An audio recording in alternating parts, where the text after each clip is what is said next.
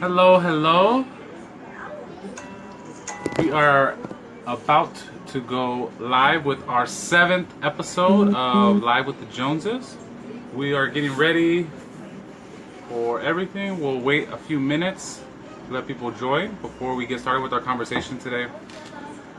This week has been a busy week. I've actually been working out of the home again, which is new because I was working from home for about a year and a half now. Here's my lovely wife. Hello, everyone. Good night, afternoon, I guess. Evening. Good evening. And then we had something interesting yesterday, which is why we had to reschedule. We had a wedding rehearsal for some friends of ours. And so that caused us to have to reschedule. Hola, Angel. But that also kind of inspired us for what the topic is going to be today. Talk about marriage. And so we'll get into that in a few moments. But before we begin, like Ricky mentioned, we had to reschedule it for today because there was some things going on yesterday. And even today, we had a visitor over at our house. So we had a fun day. We went to the zoo with the boys, just me and this friend of ours, sister in Christ, and she's been here with us throughout the day. So she's gonna peek out and say hi to you guys, and maybe she could share a little bit about her experience of marriage. And she has an awesome story. We call it conversion, because like Ricky mentioned, we love to see these marriages grow, and we've seen it in the relationship. So she's gonna speak for a little bit, and then she's gonna go home because she has to go home. All right, here she is, Carmen Guzman. Oh my God, it's not Guzman, it's Borrell. Borrell. Yeah, hello, Borrell. everybody. You can sit down. I don't want to talk. Just say hi. She didn't want to go home, so now she's gonna talk. Just kidding. My husband's waiting for me. So this is our friend Carmen Guzman. For those of you that don't know her, she's been in our life for 4 years, around 4 years, 4 years, and now we're very close with her family members and so forth. So how's marriage been for you? Good. It's like everything else. It's ups and downs. We fight, but we fight to stay together. Little arguments here and there, not like before we were married. Like we were The just silent like, treatment. Yeah. I like how you said that, though. We fight, but we fight to stay together. Yes, there's just the only difference. Since we have actually got married, it's been a blessing, and our fights are different. They're very different, and it's a struggle. No punches or kicking? No, it's not physical no more. No more? No, it's good. It's good. I mean, I'm blessed. I can't say nothing. He has put up with me more than I have him, so everything's good. How do you know I was watching? Over here, my teacher, Katie Hansen. Hello. So we're live on my profile on Facebook, and then we're live at the Jones Live. So that's why we always say at the beginning that we look both ways because we are live in two places. Your anniversary is almost coming up. Yes, in if anybody wants to give me a gift. May, right? May. May. May 14th. May 14th. I was gonna say 15. It's gonna be a year already. That's exciting, right? Oh my God, brother. What? Fix my double chin. It's like fix my double chin. I can't do that. So that's exciting, right? That you guys are gonna celebrate your 1 year anniversary as a married couple. Yes, it's amazing. It's weird because it's just 1 year, but we've been together it's been forever. Well, Well, have you seen a difference now that you're actually married to as before where you were just living together? Yeah, I feel like in a spiritual way, there's a big difference. We have been trying to grow in with our faith together, and obviously it's less fighting and more working things out instead of just before when we were not married but living together, we were actually just fight to get away from each other. And it's really different. It has been we have seen the blessing of God's blessing once we got married, and it's different. It's completely different. Mm-hmm. Yeah.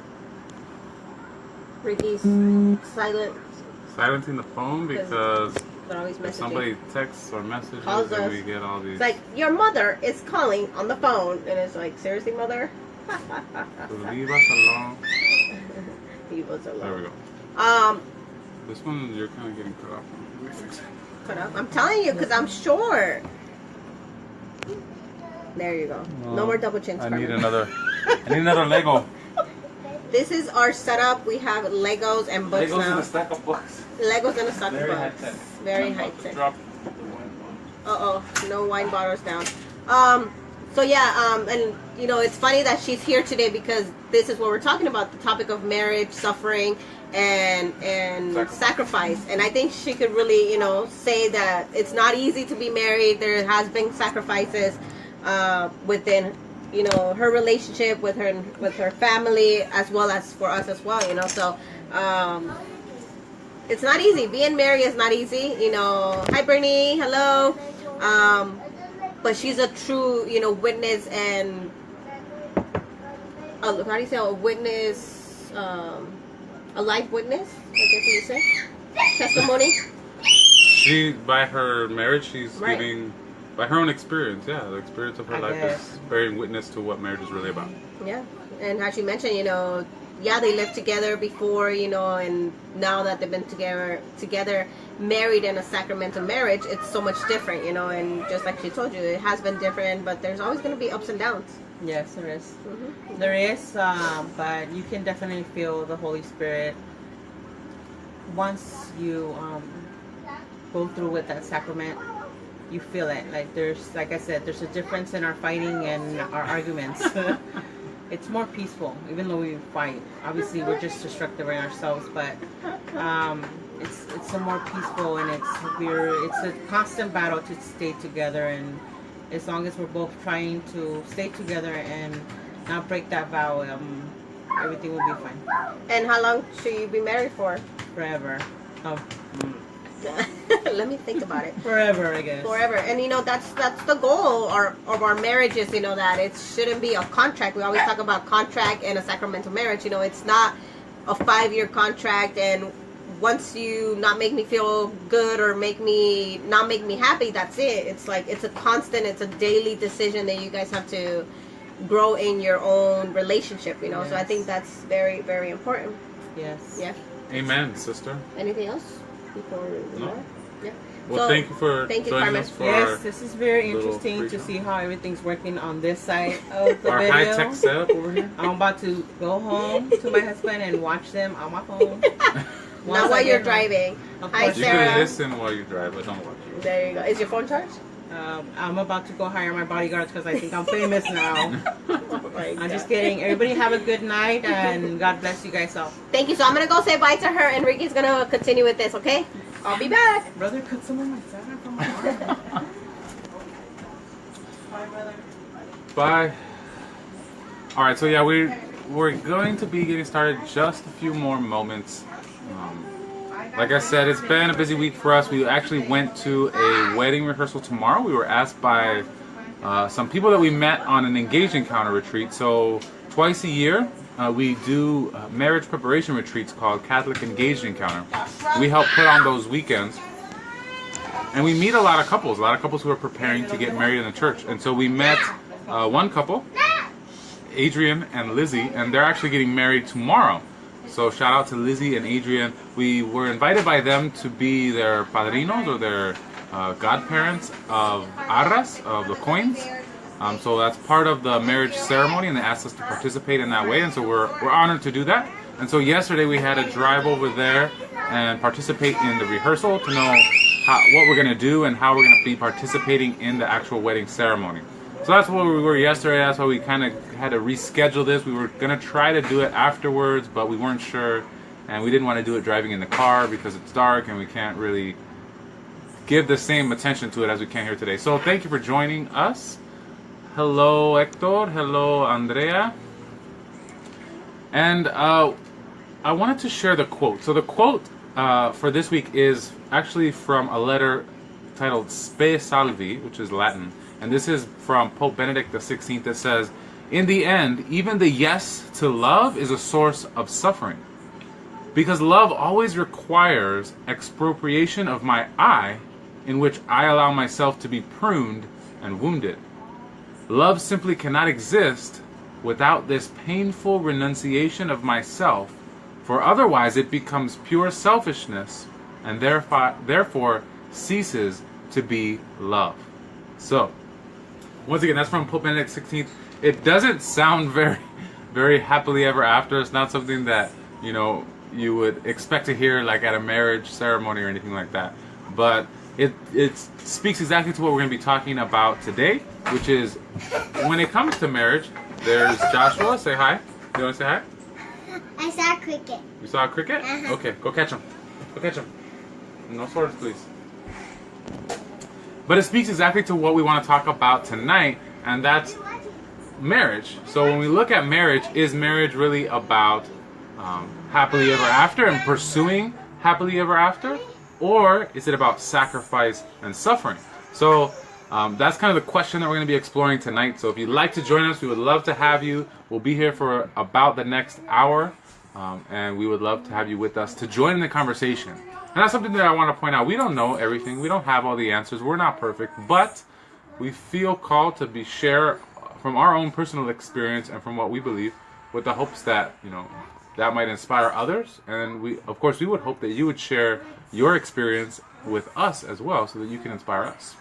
My wife is making her way over here. We have to get the kids kind of preoccupied while we do this, because an hour away from them, probably for them, seems like a lifetime. But so what we're gonna do, if this is your first time watching, this is Live with the Joneses. We do this once a week, usually Thursday nights, but this week we're on Friday. But usually it's Thursday nights at 8 p.m. Pacific Standard Time. So you can watch us live. We're on Facebook, and we're also gonna be starting to save these same episodes onto iTunes, so that you can subscribe to us via podcast if that's something that you prefer. But for today, here we are on our live stream here on Facebook. We want to share that quote with you from Pope Benedict XVI. But basically what we're going to be talking about today, like I said, is sacrifice, suffering, or happily ever after. I'm back. And what we're going to do is we're going to share kind of what marriage is really about. And what we're going to first do is we're going to share kind of what our view of marriage was before we got married, when we got married, and now 7 years later after we got married, how our view of marriage has changed throughout that process. Then we're going to talk about maybe a new perspective on marriage that we want to share with you. Maybe it'll change the way you see marriage. And then we have a movie review. So that's kind of something that we want to try to make a tradition now. We did one last week. We have another movie that we want to recommend this week that plays into this topic very well. So we're going to talk about that, and that's the movie Passengers. And it always works out, like every time we have a topic, like we get to see a movie, and then we talk about the topic like a day before, and we're like, oh my gosh, like it always works out, you know. Excuse my hair, like I'm trying to fix it because we've had a long day. We went to the zoo, as you mentioned. Carmen was here visiting, our friend Carmen, and we were there all day. Joshua. We were there from like 12 to like 4. And it was super hot, like, oh my goodness, like, it was 91 degrees, and that's California, so that's hot. So we got home, we cooked, so yeah, that's why I look super tired and messy today. So we'll be reviewing that movie, Passengers. That's with, I had to look it up because I don't know their names. Jennifer Lawrence, I just know she's from Hunger Games, and Chris Pratt, who I believe is from Jurassic World. So, but it was a good movie. We'll be reviewing that. And then at the end, we'll give kind of what the Bible has to say about marriage, both from Jesus and from St. Paul. So we'll go into all of that throughout the course of this next hour. So we got to get going. Did you say hi to the people that are just logging in? Yes. Okay. Yeah, so go ahead. Sorry. All right, so we'll start. We'll go ahead and get started. Welcome once again. We're going to talk about what marriage is really about. And we're going to share first what our view of marriage was before we got married. So, you want me to go first? Sure. So when it comes to marriage, I guess all I knew is what I had experienced in my family.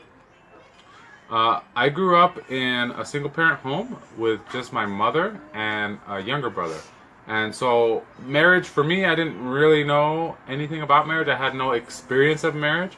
My parents were married for less than a year. But after I was born, before I was even a year old, they were already divorced. So I didn't have a lot of experience with what marriage was in my own household. And the same goes with my aunts, and my grandparents.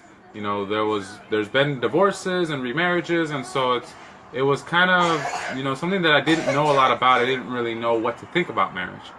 So growing up, that I didn't have really a very good understanding of what marriage was really all about. And then I met Joanna, and even during our relationship, I never really had a strong desire to say, oh, this is the woman that I want to marry and spend the rest of my life with. That was not even on my radar because I didn't know what marriage was. I had no personal experience with it. But when I met Joanna, it was interesting for me because her parents had actually been married for, at that time, maybe 15 years. Between 15 and 20 years. I didn't prepare for that. But about 15 to 20 years they had been married. First marriage, only marriage, sacramental marriage, which means they were married in the church. And that was different for me because I grew up like I said, in a single parent home. So having both parents at home, that was a big deal. So that kind of started to open me up to maybe what marriage was really all about. What about you? Before like growing up, what was your view on marriage? I guess it was a good one. Like Ricky mentioned, my parents have always been together. They got married by the church, very young in Mexico. We always were together as family doing, things. My dad, always worked very hard to bring us up, in the faith. I always say, we had everything that we needed at that time, when I was living in their house. So I always had, and they always respected each other. Obviously, they fought little things here and there. But other than that, I had a good view of marriage because my parents were there for us, I guess. Was it something that you wanted for yourself? Yeah. So growing up, you're always like, I'm waiting for my Prince Charming? Not really, but I knew what I wanted. When I met, Ricky, we always say this story at our Engage Encounter weekends that when I met him, I say, I was 17. This is when we were dating already. I was about to be 18. I was like, if we're going to do this, we're going to do it right, So I got to know him more, and I told him, if we're going to do this, I want to get married by the church, and I want you to be Catholic. Keep in mind, he wasn't even religious at that time, Right. You have makeup under your bottom of your nose. So... You can't even tell. Right there, it's blue. Blue? I don't know if it's marker or makeup. There. So that was before marriage. It's still blue. It's probably marker because you were playing with the marker. The boys. So that was before we got married. Once we decided to get married and we said, okay, we're gonna do this. We're gonna take this next step. How did that view of marriage change, or what view of marriage did we have at that point? So when I felt called to ask Joanna to marry me, I knew that I wanted to be with her. I knew that we wanted to spend our lives together. But apart from that, I didn't really have like an idea of what marriage was going to be. I think it was more of like, I want to make her happy. That was kind of like the goal that I had. It was like, well, if I'm going to be your husband, it's because I want to make you happy for the rest of your life. And that's kind of like what you hear in the movies. It's kind of like the understanding a lot of people have when they talk about marriage is about, two people, they're so happy and they're going to get married and live happily ever after. And so that was kind of the concept that I had. And I think I would say that when we were getting married, that was probably my view of marriage was probably that, making Joanna happy. It was about making you happy. Not that getting married was going to make you happy, but being together as husband and wife, we would be happy. Right. And obviously it started change.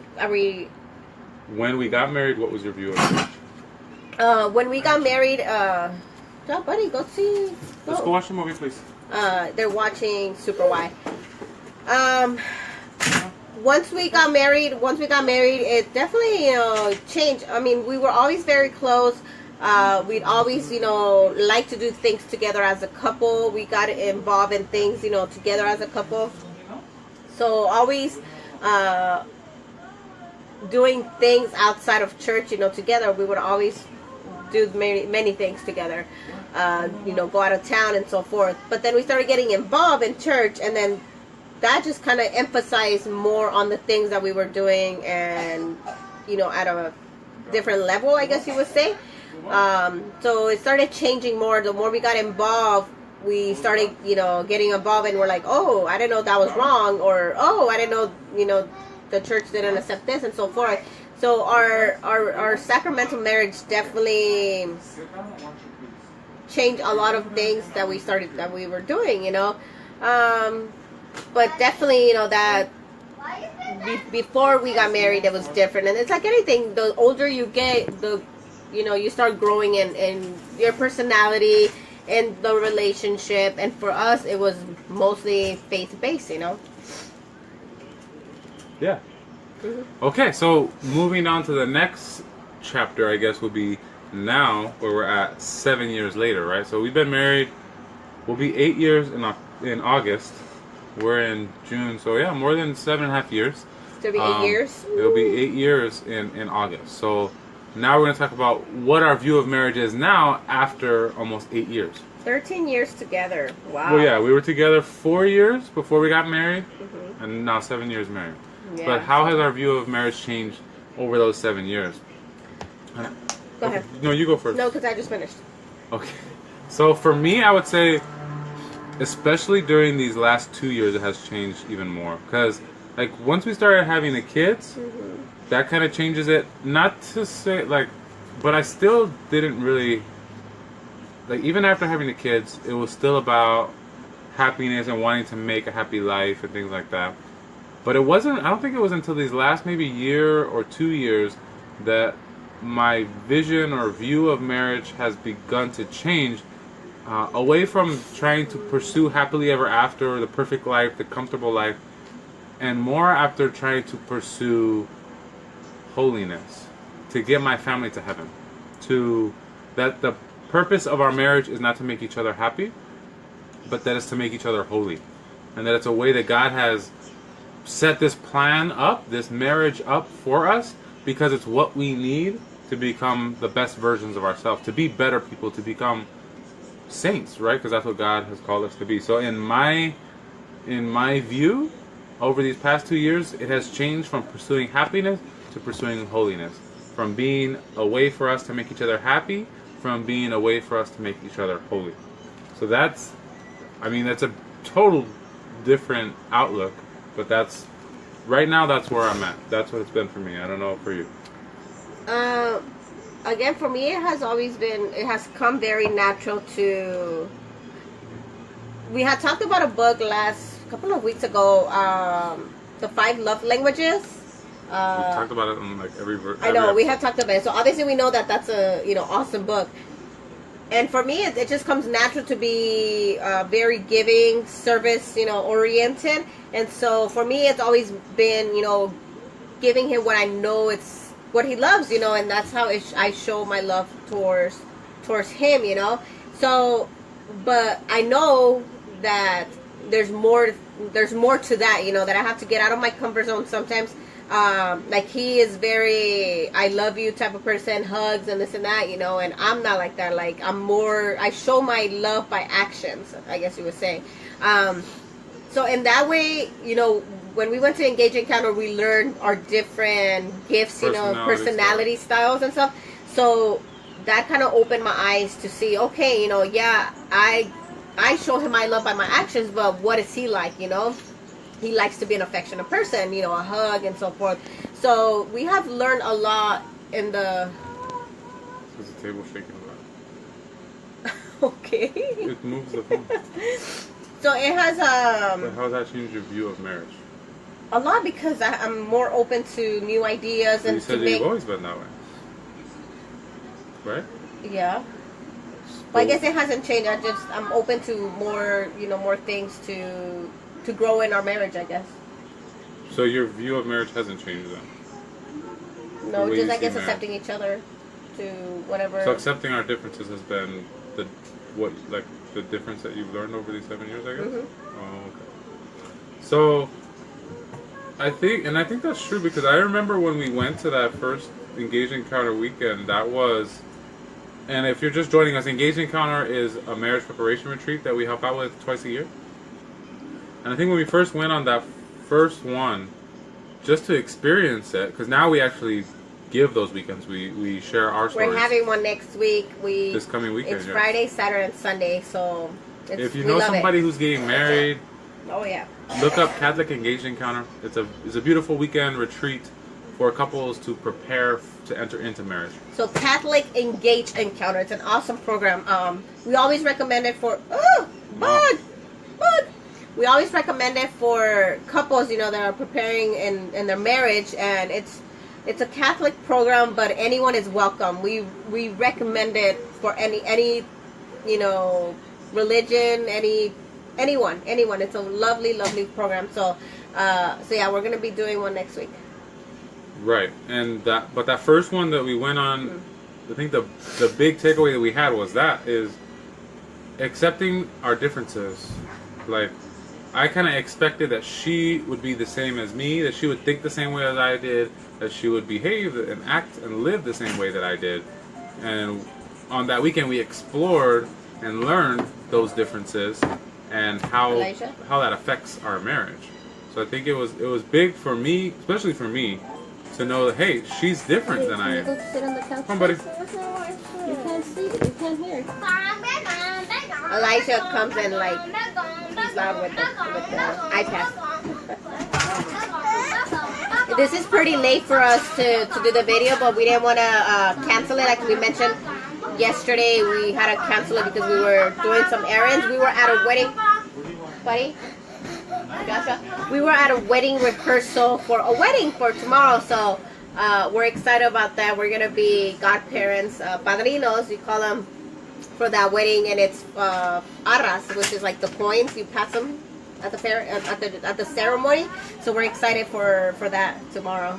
So it's gonna be a busy day. Of the arras, if you don't know what arras are, it's basically they're like these little metal coins. Grab ours right there in the ground. And basically, as part of the marriage ceremony in the Catholic Church, you'll give the bride will give the arras into the hands of the husband, and the husband will give them into the hands of the wife. So these are our arras. It's these little silver. So there's like tons of different designs. Hold on, babe, calm down. Because it's the inside that matters. It's okay. Calm down. Okay. I'm just kidding. And then inside, you see the coin. And there we go. So the idea is that when they pass the coin from one hand to the other, it's part of the vows, and what they're saying is that the husband promises to always work hard to provide for the well-being of the family, and the wife accepts those coins into her hands, saying that she's always going to work hard to properly administrate that money that he brings home. So it's that's another episode. It's another finances. But so they asked us to do that, and it's humbling because we're not the best financial example of financial anything. So, but it's an honor for us to be able to help them out with that. And maybe a wake up call for us to get our finances in order. But anyways, back to what we're talking about. So we're talking about a new perspective on marriage. So what we see in the movies, what we hear about all the time is that we're gonna live happily ever after, right? It's that Disney movie ending. That's what we all kind of want and pursue in life, right? So when you meet somebody, you fall in love. There's butterflies in your tummy. And you talk for hours. You talk for hours on the phone, and even though you forget their name, your life just revolves around each other because you feel good, right? It's about those feelings. You have a lot of feelings and emotions, and so we talk about how much we love each other, but it's all based on emotions, right? So, in that sense of the word, love, being in love and having love for each other, it's all emotions, all feelings. But what happens is, that doesn't last forever. And when we get married, we think, oh, we're happy and this is going to last forever, right? Once you get married, it's basically just putting that stamp on it to say, yes, we're going to be happy forever, happily ever after. But what we don't realize is that that's just emotions, and emotions change, right?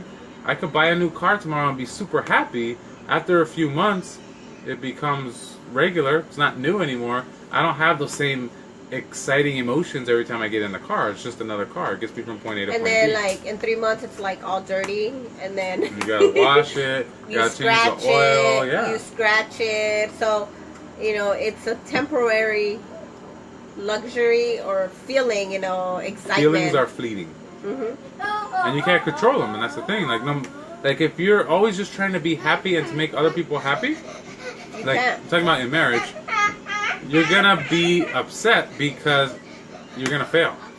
There's never ever are you 100% gonna be able to make the other person happy.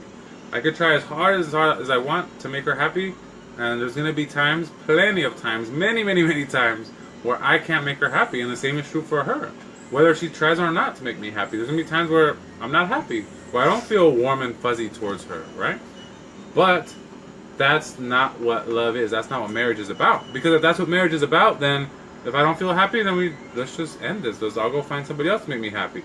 But what happens is, same thing. It's the same process. If I'm looking for happiness in that person and I don't find it, I'm gonna look for somebody else. So if it doesn't work out with the first one, I go with another one. It doesn't work out, I go with another one.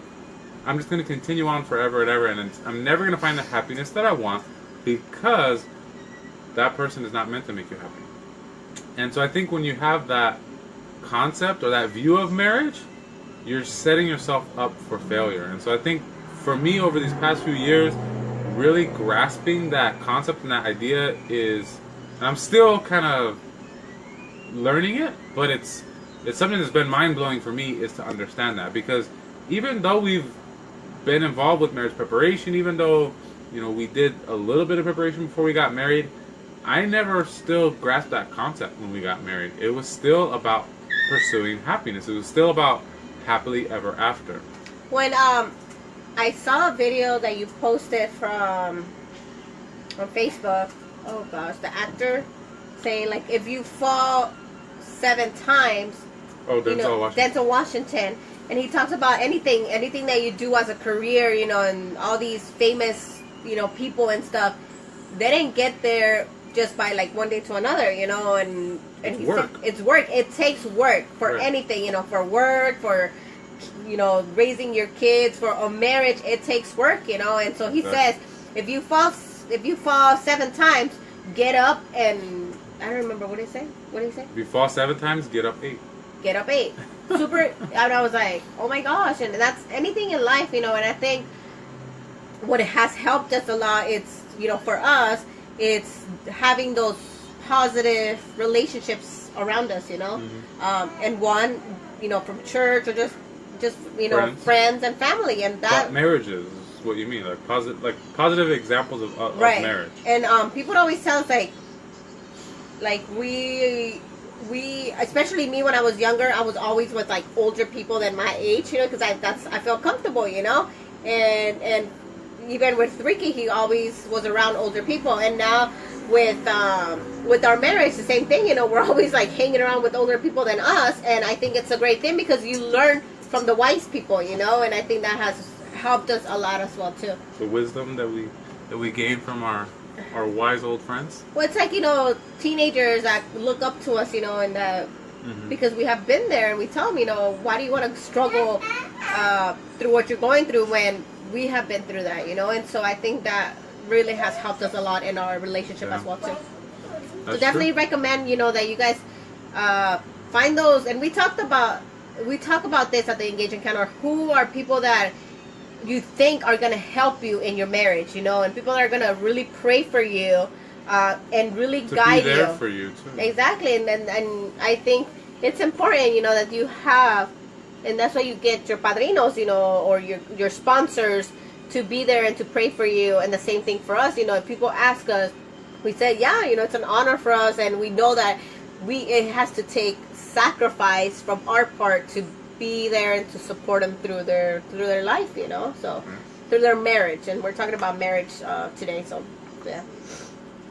And I think that once you change that view that you have of marriage to not pursuing the happiness, but pursuing the good of the other, because love is not an emotion, right? It's a decision. It's desiring the best for the other person without expecting anything in return, right? So if I say I love you, Joanna, it doesn't just mean I feel good about you today, right? Like, I might not feel good about you today, but I might still be able to say I love you, and I might show you I love you, like you were talking earlier about, by still, like how you show love by doing things through actions, right? And even if you don't feel warm and fuzzy towards me, you still do those actions. You still can cook me breakfast and provide me with that as a way of showing that you love me. And I think that's different than emotions, because you might not even be in a good mood, right? And so I think that it's eye-opening, because it shows that love is not about emotions. It's not about feelings, right? Because you talk about when you meet somebody and the sparks are flying, and there's chemistry, and you have feelings for each other, right? But I think it goes, love in marriage goes so much deeper than that. That's just kind of the beginning. It's that initial attraction. But that's not marriage. Marriage is not just about that initial attraction, because if marriage is meant for a lifetime, and that those feelings that you feel in the initial attraction only last for a year or 5 years or 10 years, what happens for the other 30, 40, 50, 60 years when you don't have those same feelings of that initial, meeting of each other? You gotta look for a deeper way to experience your marriage, a deeper way to show your love to each other. And so, and this week Ricky was listening to this podcast. Did you mean to like click on it, or were you I've been listening to it for a couple weeks. I came across it from a blog post that I think it was about marriage, but they recommended it as a good podcast about marriage. It's called the One Extraordinary Marriage Podcast, and it's really good. They've done like 350 episodes. Yeah, so they've been going for like 6 years or something. And they just talk about marriage, and I guess it's an app that you could get, right? No, it's a podcast. So if you have an iPhone, then you just listen through iTunes. But if you don't, then you can get, like on an Android, you can get. I use an app called Podcast Addict, or there's an app called Stitcher. So there's apps that you use, and it basically, they'll come out with an episode every week, just like we're doing here, but it's just audio. It's like a radio show, but it automatically downloads to your device every week, so you can listen to it not over again, but you could listen to those new episodes when they come in. That's what a podcast is. Yeah. So they have really awesome marriage advice.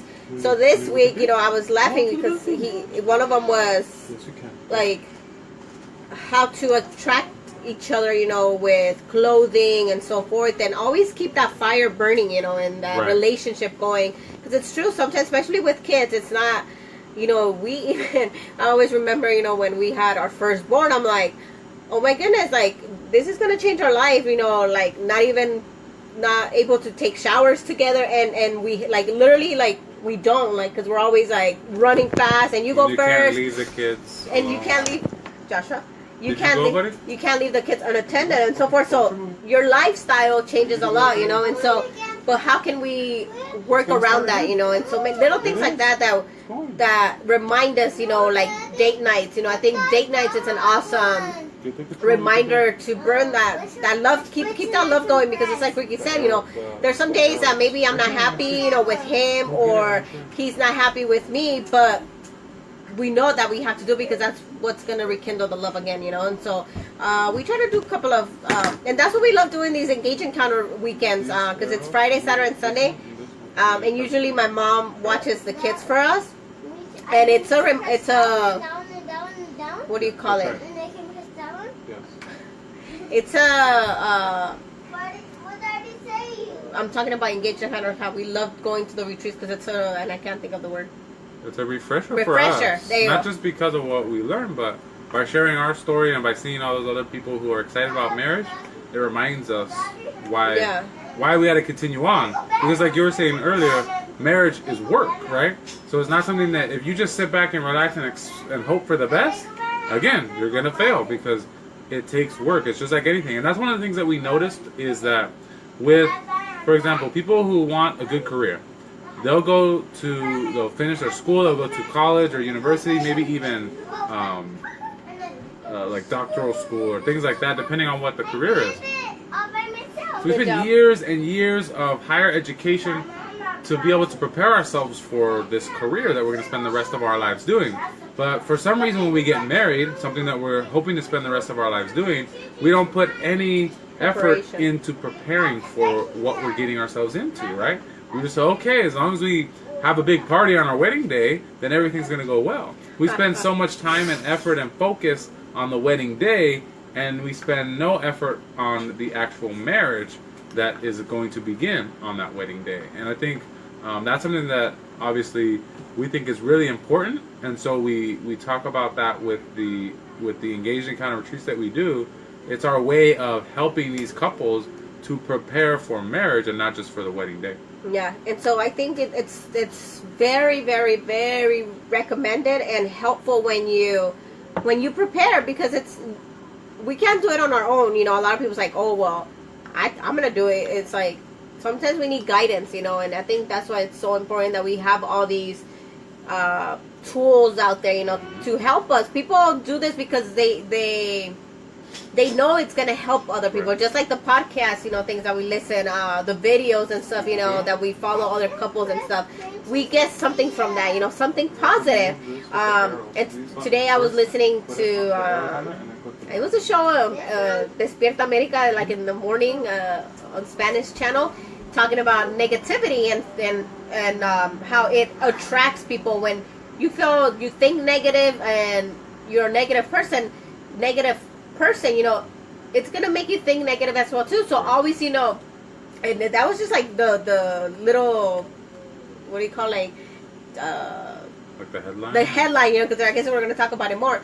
But it's true, if we're happy, if I'm happy with myself, he's gonna be happy, and vice versa, So that's why there's always these tools to help us, be better people, because it ultimately comes to each other, to individually, and as a marriage, we have to work together for the ultimate goal, which is, being saints and going to heaven, and our kids and so forth, So it's definitely a must, I think, to nourish ourselves, to grow our mentality and what marriage is all about. And so for us, we love doing these weekends. Ricky loves reading about, all these different articles about marriage and so forth, because it really helps, it helps a lot.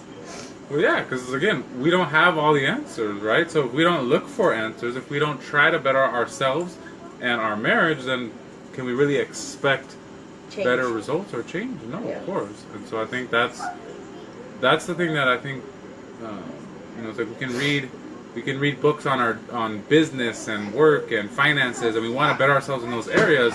Why don't we do the same for our marriage, for our family? Something that's going to have even a much more lasting impact on the world than all those other things like business and finance, right? Mm-hmm. So I think it's a big deal. Yep. And the percentage of we're always amazed by the percentage of divorces. We talked about NFP and how I was just talking to a cousin, an uncle of mine, the other day from Texas, and I mentioned it to him, and he's like, I don't know what that is.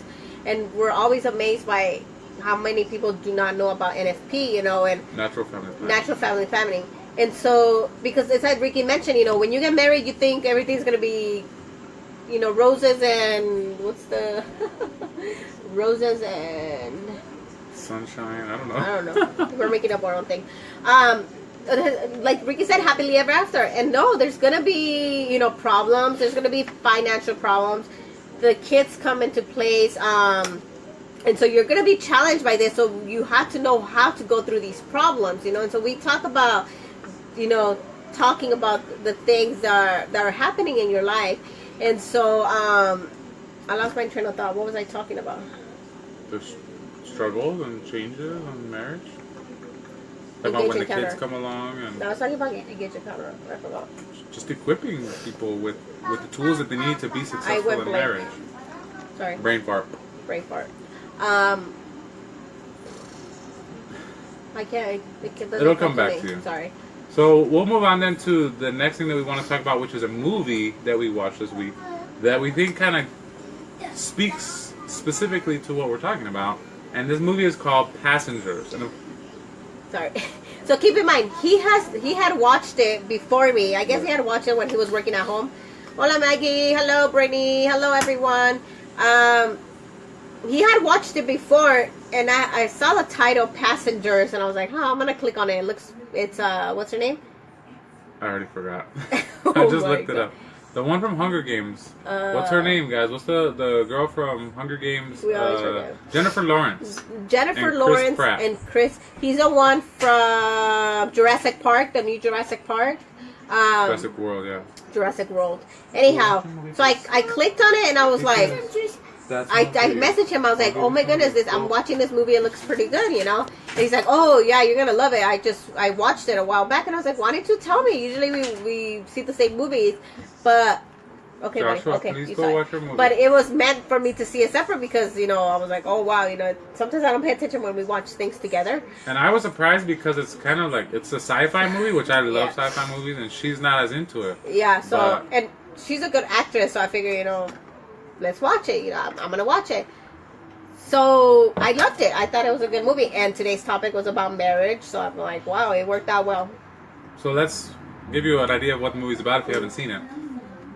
It's about basically it's in the future sometime, and there's a company that's sending you. Basically, you can purchase a ticket to go to another planet, and they send these ships to other planets to basically colonize them. So you go there to start like a new community on a new planet. So some people are running away from the struggles of life here on Earth. Some just want to explore.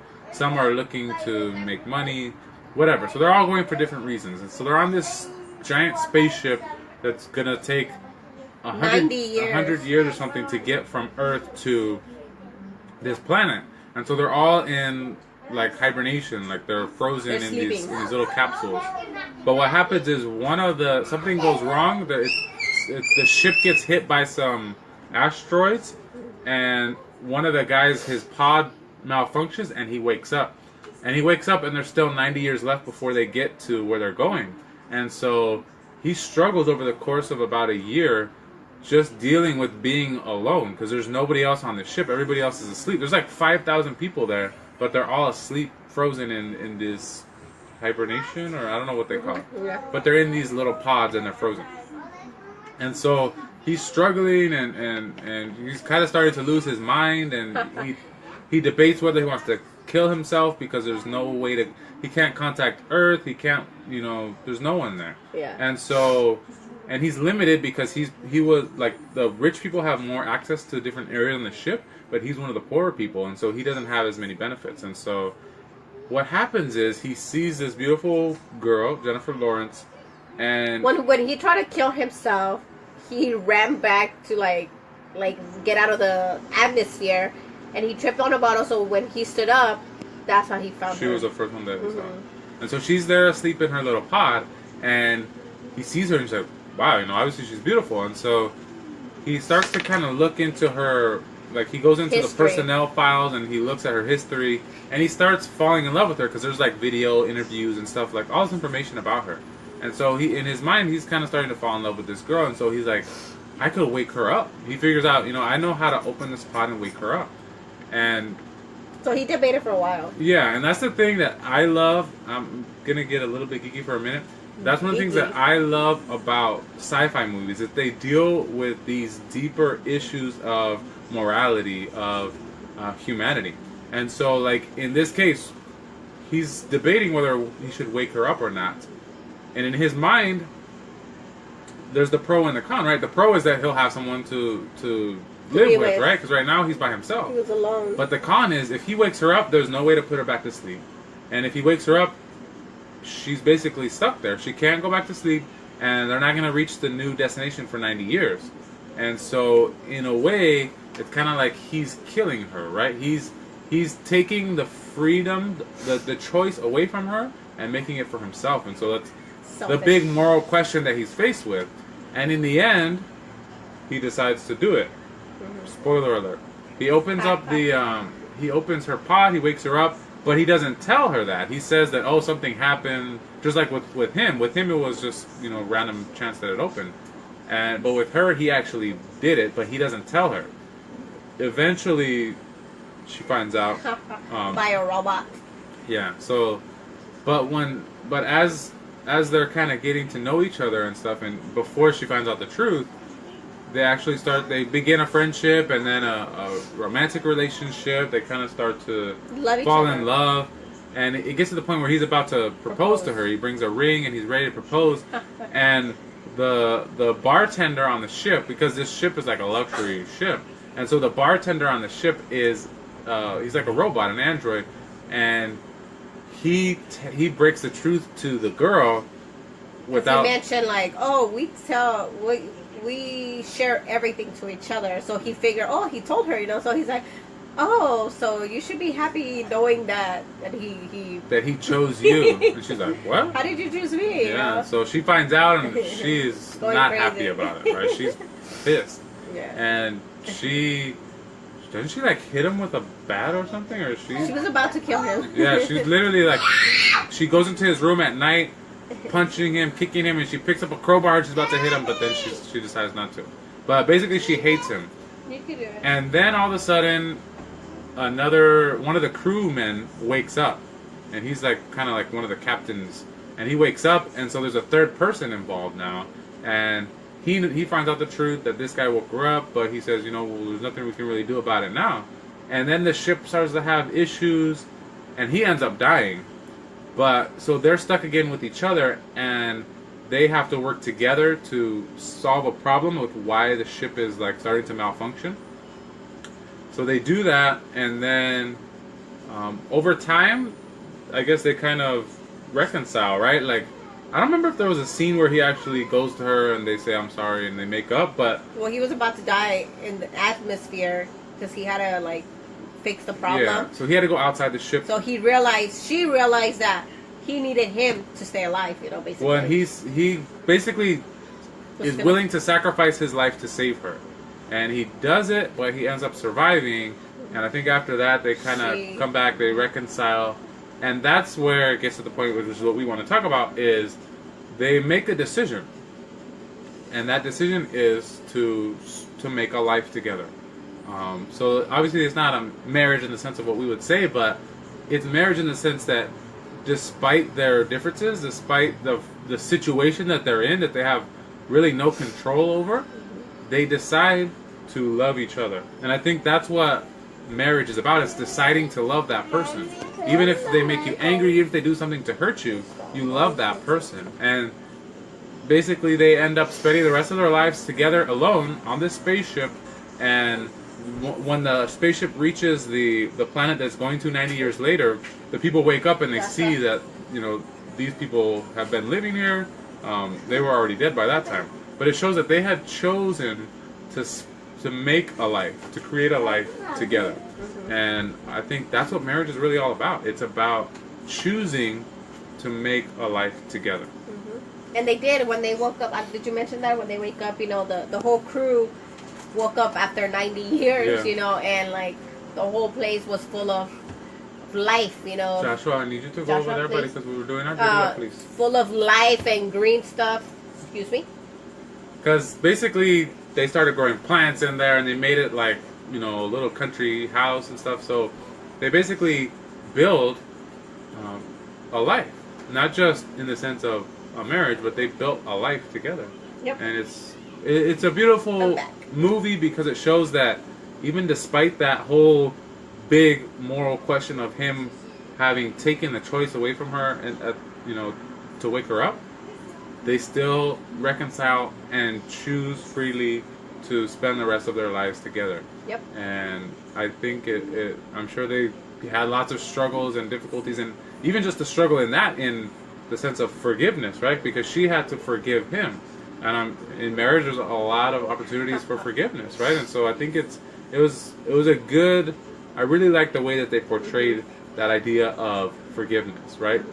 So I mean, that's my take on it. I definitely recommend the movie. Yeah. So that was Passengers. We just watched it. Like I mentioned, it was an awesome movie. So it's a must-watch if you're interested. We have watched. That one. Let's talk about that one. Another one. I have a different topic for that. The okay, other I one? guess we're talking The about Space Between Us? No. Which one? The one with the diary. What is it called? Fireproof? Fireproof. What about it? We talked about that one before. I We think. did? Yeah. Okay. I guess we talked about it. Yeah, we mentioned the book, right? The love Oh yeah, we did. Yeah. Okay, so we're getting close to the end, but we had one more. The last thing we want to do is we want to talk about what the Bible says about this, right? What is God's take on this whole idea of marriage? And so, what I wanted to show is in Ephesians chapter 5. This is St. Paul writing, and he says, let me find it real quick, I believe. Alright, it says, Wives should be subordinate to their husbands as to the Lord. For the husband is the head of his wife, just as Christ is the head of the church, he himself the Savior of the body. As the church is subordinate to Christ, so wives should be subordinate to their husbands in everything. Husbands, love your wives, even as Christ loved the church and handed himself over for her, to sanctify her, cleansing her by the bath of water with the word, that he might present to himself the church in splendor, without spot or wrinkle or any such thing, that she might be holy and without blemish. And I love this because this gets back to what we were talking about of, are we pursuing happily ever after, or are we pursuing holy ever after? And I think this verse right here in the Bible talks exactly about that, right? Because it says, at the beginning, it kind of can sound like a lot of people get that idea like, oh, well, this is, it's looking down on women and making women look bad, that they listen to their husbands. But if you actually read it, the whole thing, what it says is, yes, the wife should be subordinate to the husband, but that's if the husband is loving his wife as Christ loved the church. And what did Christ do? He gave his life for the church. Does it mean that I need to go die for my wife? No, but it means that I need to pour my life out for her, which is sacrifice. You wouldn't die for me? I'm not saying I wouldn't die for you, but it doesn't mean just physical death. What it means is pouring out your life for your spouse, right? So as a husband, my duty is to pour out my life, is to make sacrifices for her in every aspect, right? Emotionally, physically, financially, spiritually. My job is to pour myself out, is to make myself a sacrifice for her. And what is the reason? It says here in verse, this is Ephesians chapter 5, verse 25 through 27. He says, husbands, love your wives, even as Christ loved the church and handed himself over for her, right? That's that idea of making sacrifice for her. But why? It says here in verse 26, to sanctify her, cleansing her by the bath of water with the word, that he might present to himself the church in splendor, without spot or wrinkle or any such thing, that she might be without blemish, holy and without blemish, right? So what are we saying? My job is to make her holy. Her job is to make me holy. Together, we are striving for holiness. And I think that's completely different than what you're going to see in the movies. It's completely different than what the world tells us. The world tells us that we should make each other happy. Hopefully, in pursuing holiness, we'll find times of happiness. But there's going to be times of sadness. There's going to be times where we don't necessarily feel warm and fuzzy. But our ultimate goal, the ultimate goal of marriage, is holiness. It's for me to pour out my life in the hopes that she will grow in holiness. And her, hopefully, to do the same for me. Yes. And I think when you're looking at what God has to say about marriage, you can't get a better example of that, right? And of course, what did Jesus do? He pours out his life for us, right? In every aspect of the word, in every aspect of the word, right? It's giving yourself to each other completely. Joshua. So that's about it for our episode this week. I wanted to share again the quote that I shared at the beginning. This is our quote of the week. It comes from Pope Benedict XVI in one of his apostolic exhortations, actually in one of his encyclicals, I think. This is Spe Salvi, which that's Latin. And what does that mean? For those that don't know. Let me look it up. I don't speak Latin. Spe Salvi. It means, in hope we are safe. in hope we were saved. It's basically talks about suffering. So it says, encyclical letter Spe Salvi of the Supreme Pontiff Benedict XVI to the bishops, priests, and deacons, men and women religious, and all the lay faithful and Christian hope. Spe Salvi Facti Sumus. In hope we were saved. So that actually is a Latin translation of St. Paul from his letter to the Romans. So it talks about faith and hope and love. And towards the end he mentions specifically kind of about love, and he says this: in the end, even the yes to love is a source of suffering, because love always requires expropriation of my I, in which I allow myself to be pruned and wounded. Love simply cannot exist without this painful renunciation of myself, for otherwise it becomes pure selfishness and therefore ceases to be love.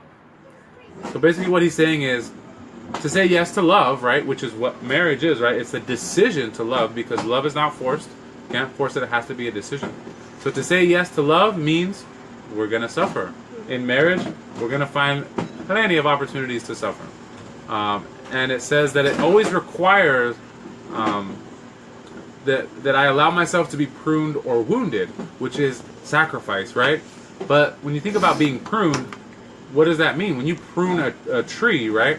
I groom you. You're not cutting it down. You're taking off certain branches so that it will grow back more healthy. You're cutting off the sickly, bad stuff and letting the flowers bloom and the fruit grow, right?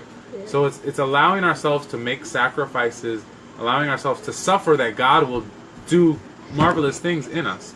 And it says love cannot exist without that renunciation of self. And that's what love is, right? For me to love her, there's going to be times where I have to deny myself, right? If there's something that I have to say no to myself in order to do something for her, right? Maybe I don't want to watch a TV show that she wants to watch. Dancing with the Stars, or... It's awesome. What are the shows that you watch? You like Modern Family. No, but like those singing... She likes those singing shows and stuff, and I don't really like that. What is it called? The one with the hand. I don't like alien stuff. I know. That's what I mean. We make sacrifices, right? So, anyways, the idea of denying ourselves to love, to say no to ourselves in order to say yes to that person. That's what Pope Benedict is talking about here. He's saying a painful renunciation of myself. Love cannot exist without that painful renunciation of ourselves, or else it will become pure selfishness and it will cease to be love. Amen. What do you think about that? Yeah. True? Yes. Preach it. I love Pope Benedict. I miss him so much. Actually, I think today is Pope Benedict's birthday. I think he turned 90 years old today. Let me check. We can sing him happy birthday.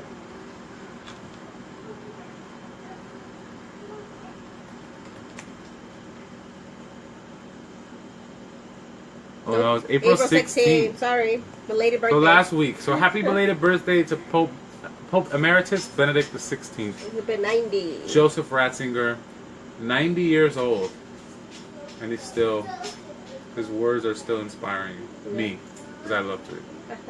So that finished our live video for today. I was gonna say Thursday, because usually we have it Thursday. So thank you for all Friday. of the... Woo! I'm gonna go to sleep. I'm tired. Like I mentioned, we've had a long day. We were at the zoo today with the kids and our friend, and it was just like draining. It was like hot. Like I kept telling Ricky, I was even talking about unicorns today. Like I was telling Carmen, I was like, "Oh, you see that unicorn? They had to take their horn because he got cancer." And she was like staring at me like for a while. And then I thought for a second, I'm like, did I just say unicorn? And she's like, yeah, that's what I thought. I'm like, I think you're going cuckoo, you know? And I was like, I meant to say rhino, you know? But anyhow, it was a long day today. So yeah, we're excited for tomorrow. We're going to be going to a wedding, and it's going to be very traditional. It's a lovely parish that we're going to go. And the priest is actually going to be facing the altar, right? I believe that's what they say. Ad orientem. What is that? Like facing the...